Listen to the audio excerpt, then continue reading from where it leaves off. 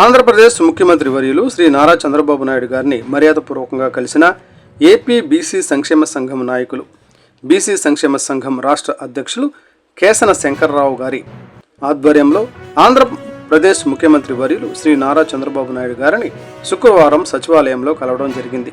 ఈ సందర్భంగా ఏప్రిల్లో జరగబోయే కుల జనగణన మరియు బీసీ రక్షణ చట్టం, పలు బీసీ సమస్యలు ముఖ్యమంత్రి వారు దృష్టికి తీసుకువెళ్లడం జరిగింది.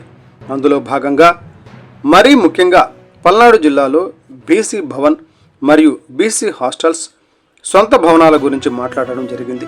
మరి ముఖ్యంగా 2029 నియోజకవర్గాల పునర్విభజన జరిగితే నర్సరావుపేట అసెంబ్లీ సీటును బీసీలకు రిజర్వ్ సీటుగా కేటాయించాలని కోరడమైనది. తదితర నియోజకవర్గ రాజకీయ అంశంపై పూర్తి స్థాయిలో ముఖ్యమంత్రి గారికి వివరించడం జరిగినది. దీనిపై సానుకూలంగా స్పందించిన ముఖ్యమంత్రి వారికి ధన్యవాదాలు తెలుపుతూ ఇట్లు బాదుగుణాల శ్రీను, రాష్ట్ర అధికార ప్రతినిధి, ఏపీ బీసీ సంక్షేమ సంఘం.